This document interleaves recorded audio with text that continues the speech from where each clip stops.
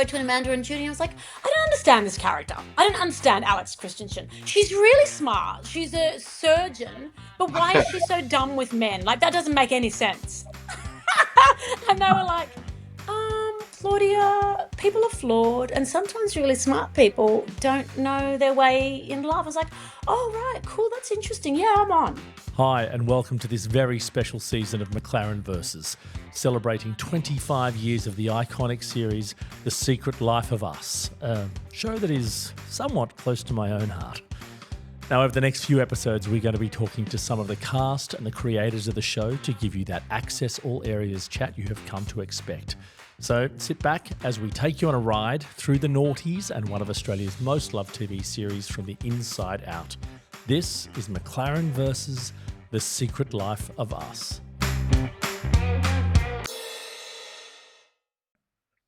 25 years ago, a little show set in St Kilda changed Australian television forever.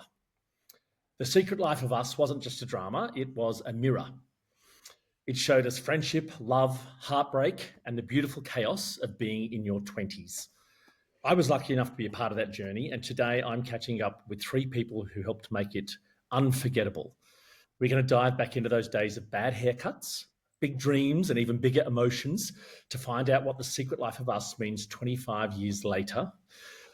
And today I'm joined by Claudia Karvan, Samuel Johnson, and Deborah Mailman. Hello! Hello! This is so cool to be able to reconnect with everybody. I've run into you, Deb, a few times at award ceremonies and things like that in a lobby, foyer sort of thing. And Claudia, I was thinking back, I always seem to run into you at SPA, the Screen Producers Association, somewhere where it's kind of like, giving a session on, the landscape and television and funding and things. It's all very boring and dull. And Sam, we actually haven't run into each other that often. I think probably because you're more regional these days than not. But do you guys cross paths much or with any of the other team as well? Well, Deb and I were directors on the Federal Board of Screen Australia for a while, so very adult, weren't we? You're still there, aren't you? Still there? Yes. Right But we up. were so seeing Claude for a number of years. Hey, Claude, you and I. But I think it's these little moments. Tammy, I guess, I remember you called me in regards to this. I picked up the phone. No, you texted me, right? And I straight back and I went, yes, I'm in. Sam, well, we've seen Sam a bit at the charity events. You and I have been to a few of those.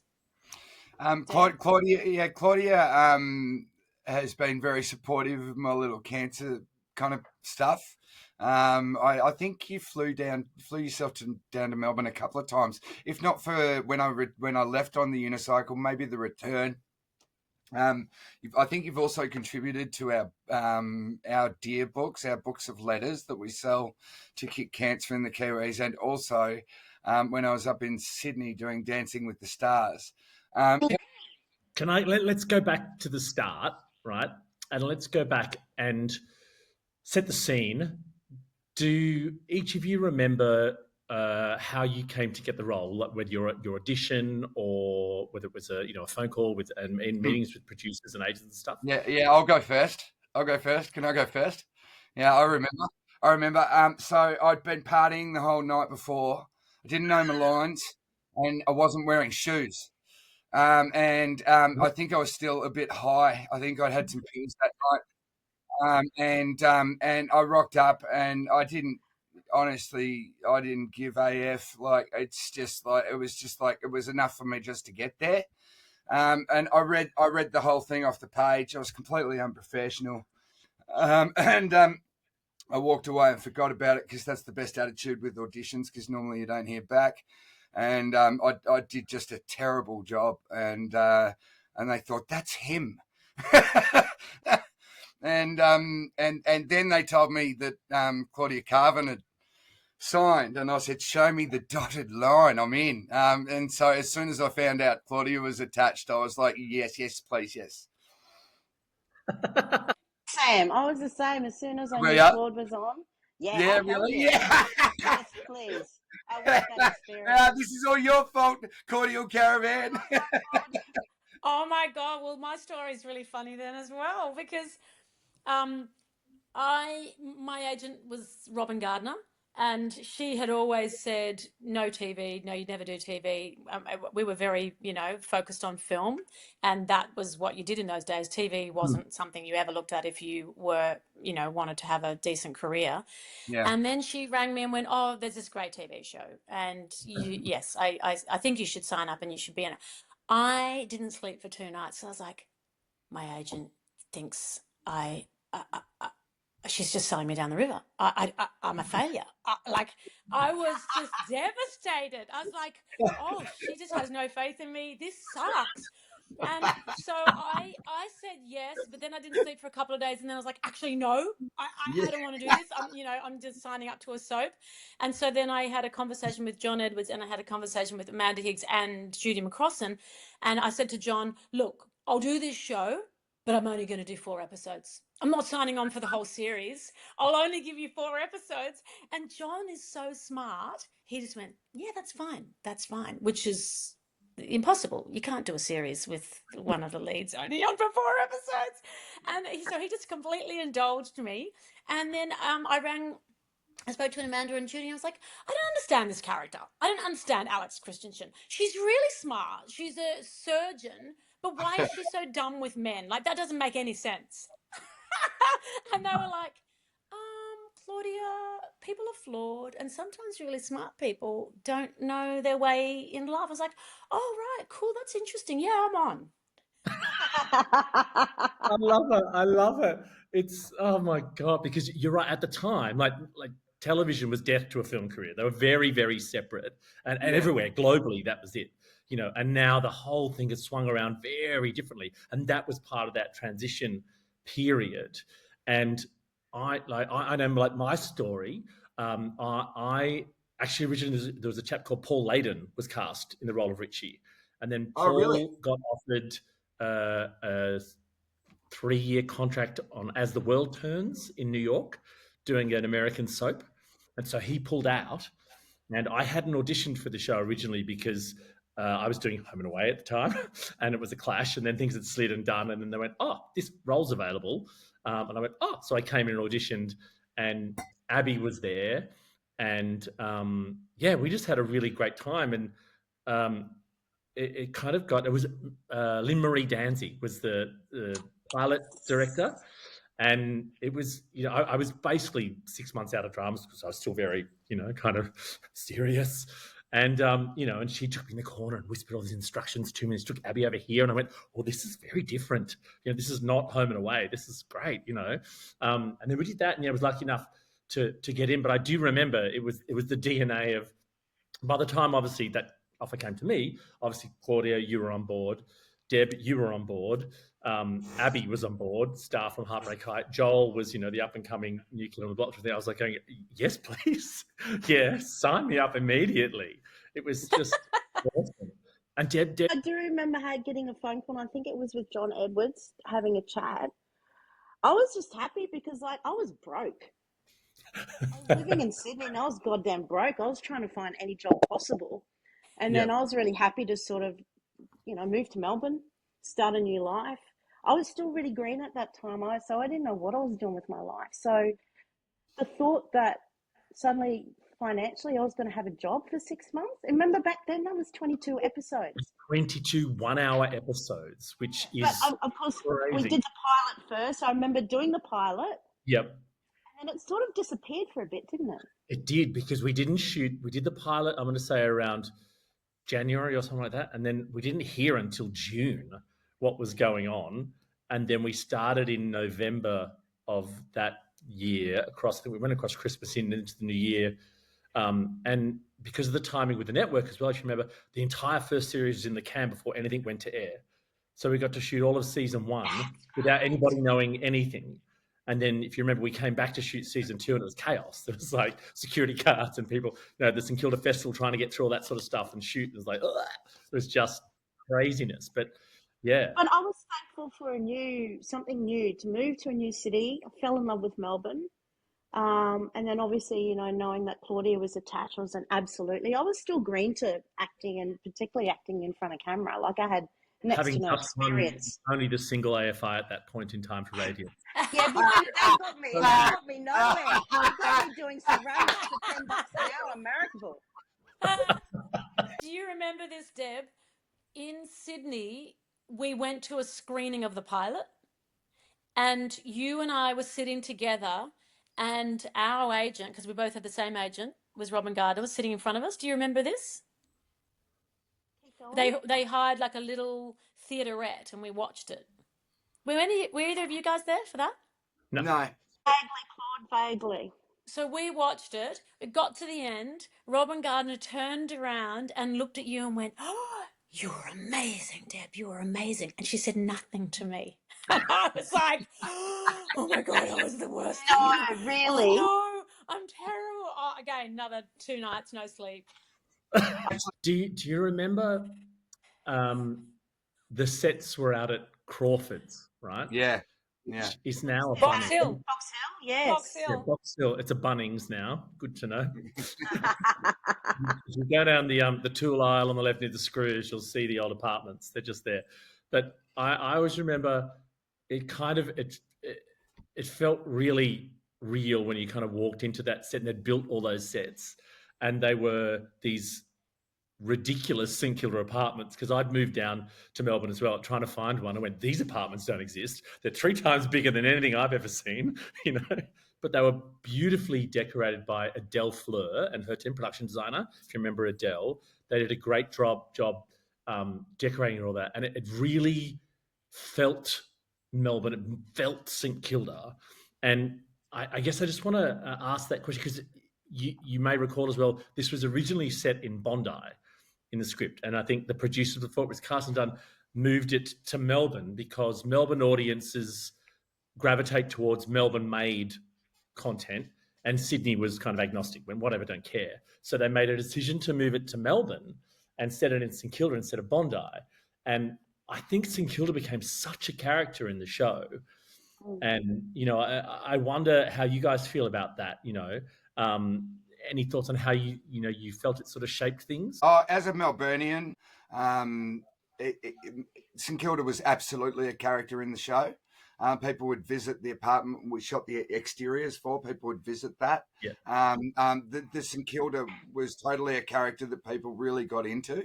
And also the Sydney actors, I don't know who. I remember it was Joel. I don't know who was in the share house, but the Sydney actors came down and moved into a share house in St Kilda. Joel and Abby. Yeah, Joel and Abby. Joel and Abby. And Monty. And wasn't Monty there as well? Yeah, I thought he was. Maybe for a period of time. Yeah. And I'd been a paper boy in St Kilda. I used to deliver Lisa McCune's paper, and she was on Blue Heelers. And like every few Sundays, she'd invite me up for a crumpet.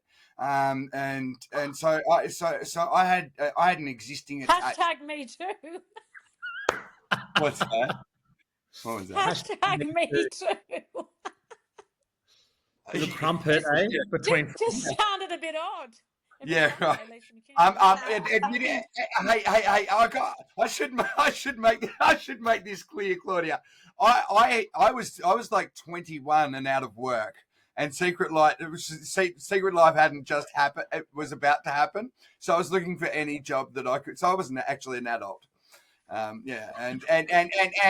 she was living with her partner at the time. I think it was Jeremy. I was joking. Over-explaining, Sam. Over-explaining. Some people watching this won't know that. Yeah. I want to talk a little bit, if we can, about the show and that period and what we think its effect, or you know, if I could use this grand word, legacy, might be. But just again, to set the scene for that, this show of its time was a co-production with Channel 4 in the UK. It was shown in New Zealand, where apparently it was rated R, which I'm like, okay. It was in Ireland, Canada, Netherlands, France, Estonia, Norway, Serbia, Russia, Israel, South Africa, and the US on Hulu. As I said, it was 22 1 hours per season, 4 seasons of it. Most outstanding drama series, 3 years running at the Logies. Why do you think this show struck a chord with people? Well, I think it's what you were saying just before, what we were all touching on, right? Like, you had so many medical and cop dramas at that time, Mm-hmm. and along comes a very character-driven show that really spoke to that group of who we were at that time, that early 20s, where you're really just trying to fit into life, figuring it out. And I don't think anyone else was doing it at the time. People just gravitated to it, and particularly people of our age just loved it because they related to it. Yeah, I mean, I really hear like there's a lot of creators. There's Christopher Lee, John Edwards, Amanda Higgs, and Judy McCrossan. For Mm-hmm. me, when I watch the show now, because a lot of people in their 20s watched it through COVID and it became a talking point, so I revisited it and I was like, oh, I really heard Judy McCrossan's voice in a Mm-hmm. lot of the situations, and like for instance, when Sibylla's character says, "Oh, do you have a tampon?" and she goes, "Oh, what? You use applicator tampons? Oh, you're too scared to touch yourself." That's pure Judy McCrossan. Like she just doesn't have a filter, and that went on. That was in the first episode, I think. And like, Deb's character sitting on the toilet doing a wee. You just didn't see that. TV was much more polite. People didn't talk about periods and they didn't talk about those sorts of things. They didn't smoke joints. We were smoking joints. So all that was just brand new. And I think there's, to use this phrase, that's kind of authenticity to it that helped people connect. I know that, one of the things I really loved about the process was that we would have those, that kind of weekly or per block kind of table read. And there was still an opportunity to be heard.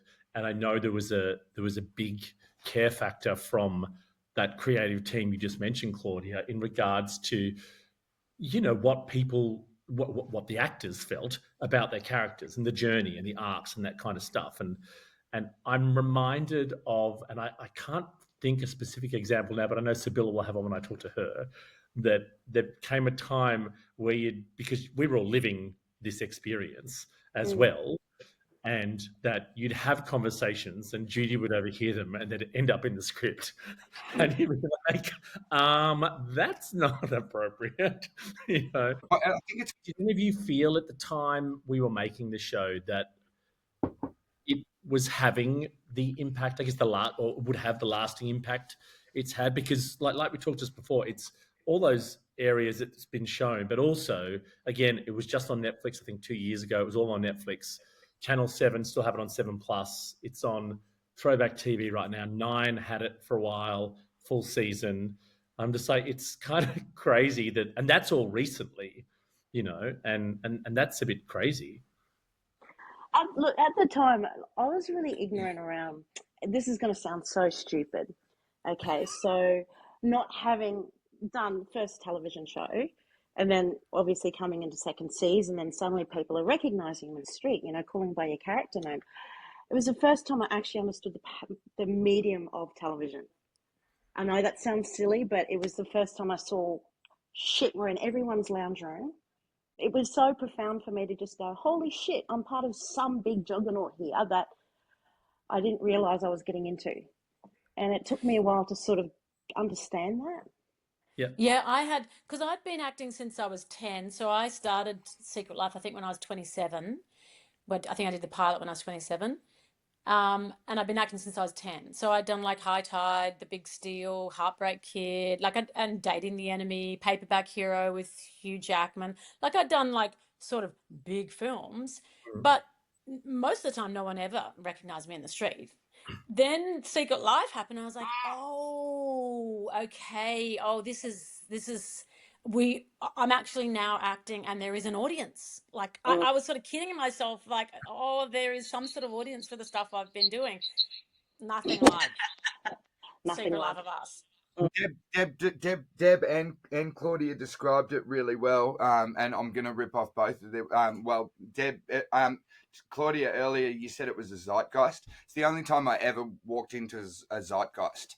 Like it became a thing. It was a proper thing, and it changed my life irrevocably and for the better. I'm so glad it happened. It was a bit like, I suppose, being in the castle or or chopper or something like something that Yeah. becomes a part of the cultural identity in this country.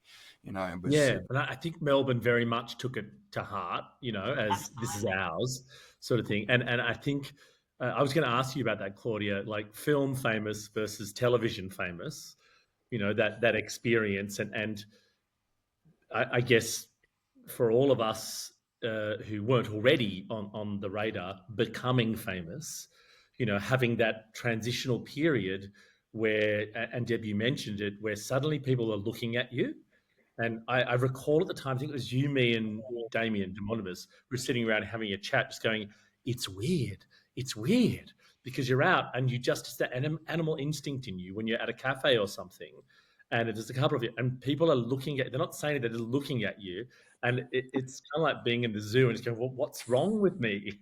I don't understand. And then you go, "Oh, it's that." But there's some kind of fight or flight thing initially where you kind of go, "What is this?" And it's just strange to have that experience. And it sounds like, Claudia, you had it still similarly, because it's different being in everyone's home every week for 6 months of a year versus they watch you for an hour and a half, every 2 to 3 years in the latest film, I guess. So Yeah, and then unfortunately you have to go to the Logies. But luckily one year I was so pregnant. I was like, "Oh, sorry, can't go to the Logies because I'm really pregnant." Do you remember? I love this story. It was our first, I think probably our first Logies as a group yep. together. This is, I think, before the first season even came out. So here we're coming out, that the red carpet, the anticipation, everyone's like, "Ooh." And then we step out and everyone sort of looks at us like, "Who the fuck are these people?" Yes. And I remember that moment. It was almost like cameras were up and then they sort of just down. Wait, Like, wait a minute, "Who are Deb. these people?" Do you remember who we walked in behind? Do you remember who was playing? No? Who? Beyonce, Destiny's Child was playing, and we walked in behind Beyonce. That's right. What? I will never forget that, because I was like, that woman is tall and big, and they performed in front of us. It was amazing. Yes. Don't you remember that? I was That just was the first Logies. figure out how to walk in heels, to be honest. Well, that's why the cameras went down, and it's like, well, we just had Beyonce go past with Destiny's Child. Who are these misfits? And then remember, we were right at the back of the room. Yeah. And then the next year, we were right up the front. And I felt very special because Kath and Kim did a segment and took the piss out of my character. And I was like, yes, I've made it. Kath and Kim know who I am, So that was quite funny. But the Logies, jeez. So let's talk about some silly stuff. Who would you say was the biggest troublemaker or prankster on set? Oh, that's a really hard question Really to hard. answer. Oh, impossible. The one whose breath stunk of vodka at like 9 a.m. Who would that be? Samuel? Is that you? I think you already dobbed yourself in with your audition process, so I'm not telling anyone anything new. Okay. But magnificent to act opposite Sam. Like, that was a gift for me, and Deb, obviously.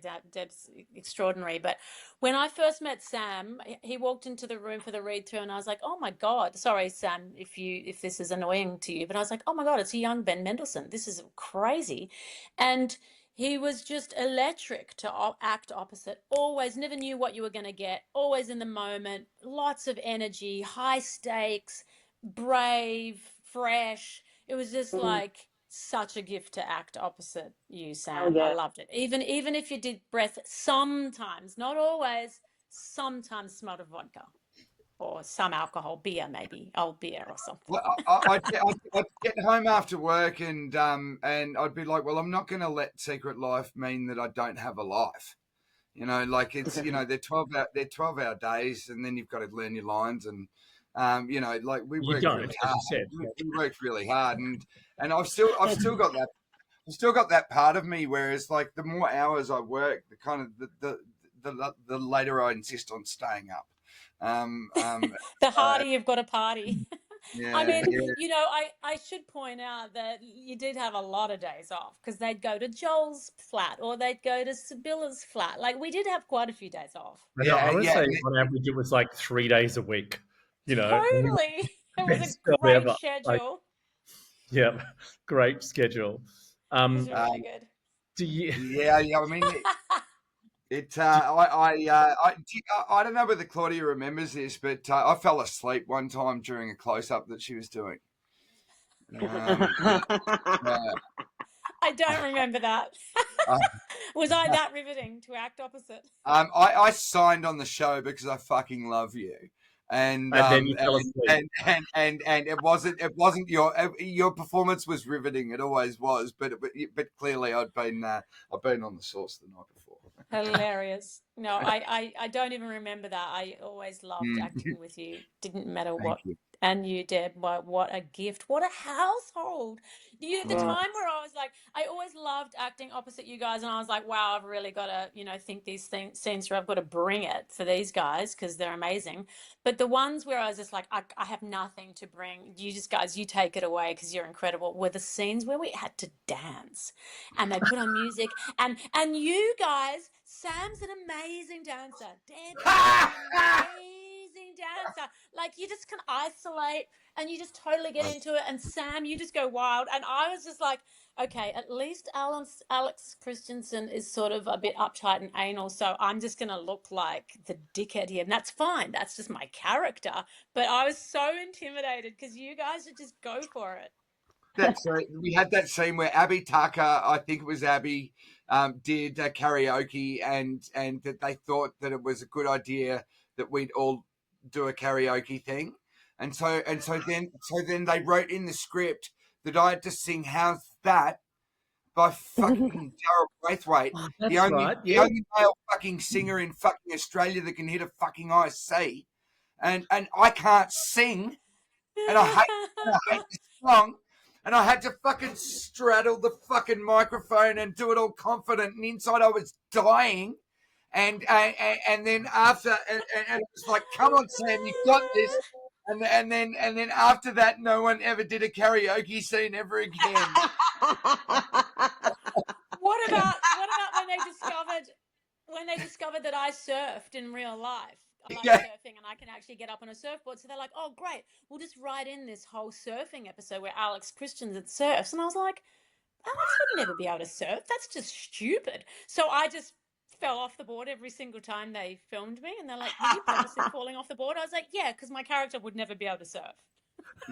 It's Judy putting things in she knows. See? No, I bet you I reckon that was probably John Edwards. My favourite scene, one of my favourite scenes, Deb, was remember when I had M&Ms on my chest and then you grabbed my boob and you were like, oh, did I just grab your boob? This. That's right. I love that scene. Keep going in for more. Did I just started to cop a feel? That's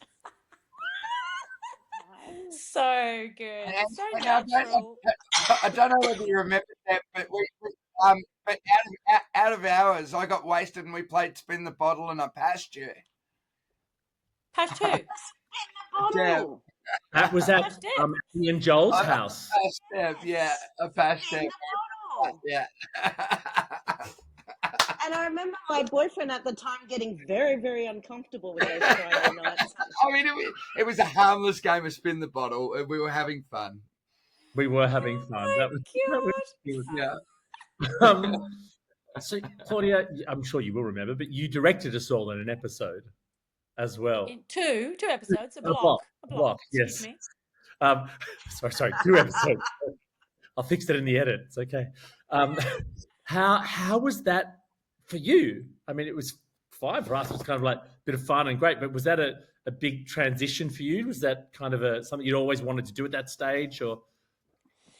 Well, so, as we discussed earlier, I'd had, however many years experience before I came on to Secret Life of Us. And then because it's 22 episodes, we were breaking in brand new directors who'd never directed anything before. And I started getting a little bit impatient by about, second series. And I would bitch to Roger Hodgman.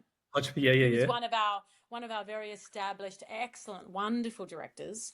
And I was like, oh, Roger, this is unbearable. We've got these nervous directors who are hiding behind the monitor and they're not giving us any direction. That's really frustrating. It's exasperating. And he said, well, why don't you direct?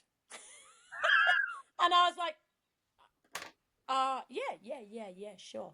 And then like about 2 weeks later, he's like, so have you done anything about that? Are you going to offer to direct? And I was like, oh shit, I really got to put my money where my mouth is. So he sort of goaded me into that. And then I asked John and Amanda, and I sort of assumed that they'd say no. And they were like, yeah, sure, you can direct a block. I was like, oh shit. And then I freaked out. And the thing I was the most fearful of was saying action. that that was literally the thing I had the most fear about. And it came to the first day and we blocked it out and we, worked out where we were going to put the cameras and stuff like that. And the first said, oh, I'm the one who says action. And I was like, oh, Great. the director says cut. The director doesn't say action. I'd never noticed that. And so from then on in, it was like I was like easy street. It was a cruise. The rest is easy. I've got this. Yeah. I've got a question for Claudia. How much did doing that change your life? Because you ended up doing after that so much more than acting, just acting itself. I'm wondering whether that was the start of you directing, producing, co-producing, like doing a lot of separate stuff to acting. Because I modelled myself off that. So I went and did another show with John Edwards, and I tried to upscale like you did. On Secret Life of Us. Did you find that was a pivotal point when it came to you working on stuff beyond acting? Well, look, they were so generous to me. The writing team, it was a Tony McNamara script and a Christopher Lee script, but Amanda Higgs said, look, you come into the story room and you pitch some ideas for your episode. So it was the first time I'd walked into a story room, and it was like I'd been driving a car since I was 10, but I never got to look under the hood. And it was the first time I was like, oh, wow, this is where these scripts come from. And these are these people who write these words that I've been saying for years. So that was the game changer, was going into a story room. And then after I directed that, and one episode was really, really successful. The other episode was terrible, a disaster.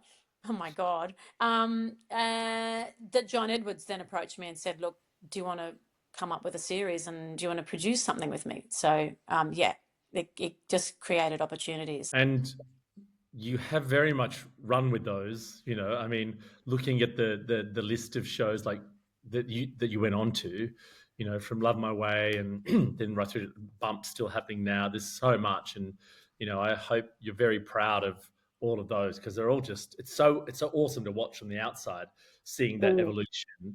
And it's one of the other points I want to talk to both you and Deb about is how do you think television has changed? 25 years, right? We talked about it, viewing habits have changed, but women on screen in roles, like you've both been on the board, one of you still on screen in Australia, you mentioned that before. I feel like with leaps and bounds, still more to do as always, but like, how do you feel about that? You two have championed that and dominated, to use Sam's word, which is awesome to have seen.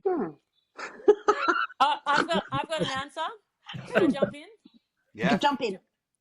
Okay, so when all those gender matters statistics came out, I was bamboozled, and Deb, you may feel the same way, because I have always been employed by female directors. I've worked with female producers. So in my experience, I did not see the absence of women.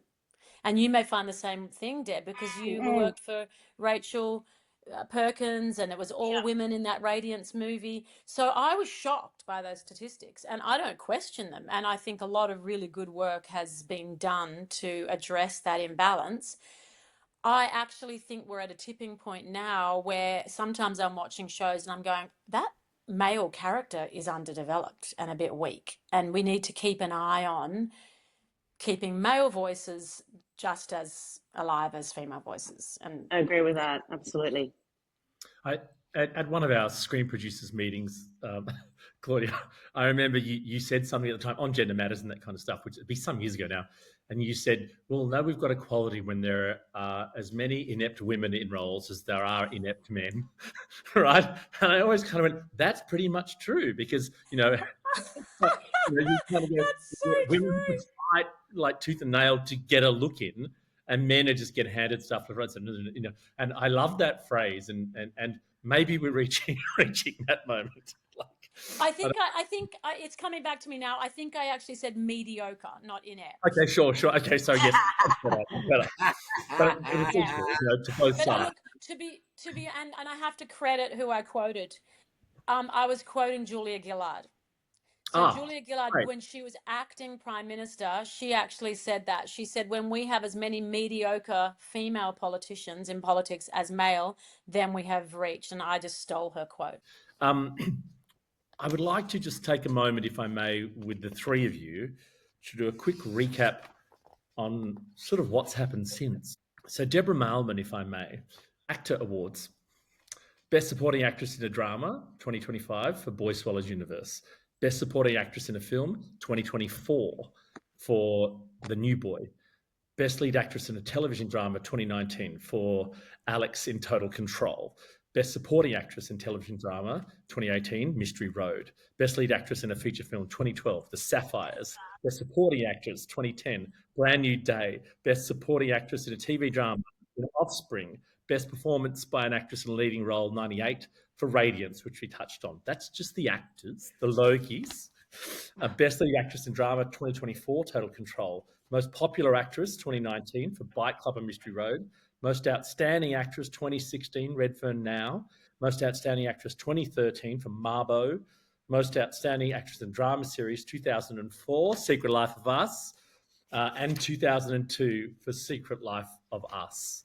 Right? It's crazy. That is what. Where do you put them Make her all? feel fucking uncomfortable while you read out her list of credentials in the land of the tall poppy. Where did you put all the awards? Where are they all? Here we go. Where are they? Hey! There they are. I love it. Oh, good on you. Claudia Karvan. On you, Deb. You deserve all of those. Oh my Claudia God. Karvan. Well deserved. So you've got AFI Actor Awards, Best Lead Actress 96 for GP, Best Lead Actress Television Drama 2007 for Frankie in Love My Way, Best Television Drama Series as a producer and co-producer 2005, 2006, 2007 for Love My Way, Best Lead Actress in Television Drama 2014, Time of Our Lives. Logie Awards, Most Outstanding Actress 2003 for Secret Life of Us, and in 2010, Most Outstanding Actress from the Logies for your performance in Saved. Where are all your awards, Claudia? What are you doing with those? They're actually in the spare room on a shelf. When I think of all those awards, I don't know if you feel the same way, Deb. Is I just think of, what did I wear? Finding the freaking dress and finding the person to do your hair and makeup and your jewels and what shoes and what handbags. Like, oh God. Hannah, it sends my anxiety through the roof. Well, it's going to continue, I'm sure. And now, Samuel, if I may turn my attention to you for a moment, young squire. Gold Logie Award 2017, Most Popular Personality on Australian TV. Yes. Winning. Silver Logie Award for Best Actor for Molly. The Actor Award for Best Lead Actor in Television Drama for Molly. AFI, because same as actors, as we know, but for the listeners, that's the same award. For Best Actor in Leading Role in Television Drama 2001 for Evan in Secret Life of Us. Dancing with the Stars winner 2019. But the one that I think eclipses them all is you have just crossed, I think, $20 million that you have raised with your charity, Love Your Sister. Is that correct? 21.5 million. So keep it's not much. We're a minnow, but I'm a proud minnow. Like a lot of the big mobs, the ones you've all heard of, they might pull in like 25, 30, 35 million a year. And we've done, over 21 million in 14 years. Oh, good for you. All right, I'm just going to, if we were going to make a reunion special now, right? Where do you reckon everyone would be? I'll just preface that by saying, do you remember there was this idea that after, I think it was 2 seasons, we'd come back and it'd be Evan's funeral? No, it was the end of series 3. Series It was- 3. And you'd that's- find yeah. out that he Yeah. was narrating from the grave sort of thing. Yeah, we were coming together for his funeral, yeah. So do you think if we could do a reunion now, 25 years later, do you think that might still fly? Like, where are they now? Should we pitch that to Channel 10 and say, let's get everyone back together? I'd Well, do it. I mean, you have as to long have as me it's- in it because I'd be dead for sure. Well, no, you'd have lots of flashbacks. So, like, Yeah, right. you have a whole storyline that happened that year before you died, and you'd just be Yeah. like you died in a plane crash or a shark ate you or something like that. So it wouldn't be like, you wouldn't have to do a long cancer storyline or anything like that, which might be a bit triggering for you. I think taken out by a shark or like ripped apart by a orangutan at the zoo or something. So, okay, so we're all in for the reunion. That's good to know. I'll be in it. Yeah. Kelly would be. What would she be doing? Yeah, I reckon she's a massive CEO of a wellness company. Yeah, I'd go with that. She'd be grandmother at least 10 times over. She's been busy. Oh, that's cute. Yeah. How many kids? How many I kids think does she Kelly just had have? I reckon she had a shitload. By the Really? time, yeah. With which guy or a few guys or?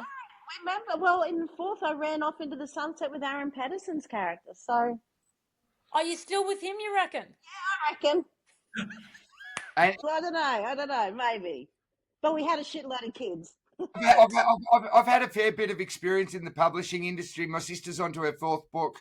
My dad published about 12. My mum was a published poet. Lovely sister has done 6 books. And my sister's girlfriend is the head of a major publishing house. So I know pretty much for a fact that it's pretty hard to make a living as an author in this country. If not impossible, your name might have to be Trent Dalton, and apart from that, that's about it. So I reckon I'd have become a real barista wanker. Excellent. And you were saying that Alex cut the wrong boob off and had a breakdown, and so where'd she end up? I think she would have recovered from that. She's probably on a hospital board. She's operating away, some specialist. Maybe she became a brain surgeon or something. Excellent. I don't think she had kids. I don't think Alex had kids. Yeah. I think No. Rex and her, I think the relationship didn't last. Rex and Yeah. her. Yeah. Oh, there you go. Well, I think I went off to Nepal, if I recall, to go and chase Murray Bartlett. Good choice. Well done. I think, so I'm going to say.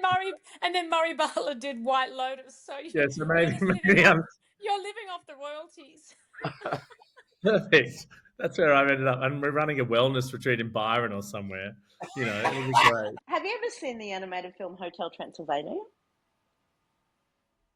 No. Years It's ago. Adam Sandler, Why? Dracula. No, because I was thinking. Carl? No, Kelly. I'm like, what is Kelly? So there's a character in Hotel Transylvania. She's the wife of the werewolf, and she's always got kids attached to her. Like she's got hundreds of kids around her. And it's that image that came to me just then. It's like, that's Kelly. She walks in the door and she's got all these kids literally hanging off her and around her. And that would be me. So if you see that movie and you see that character, that's Kelly. That's it for this episode of McLaren Versus. I'm Spencer McLaren, and thank you for spending some time with us. If you enjoyed this chat, then please don't forget to follow and leave us a review.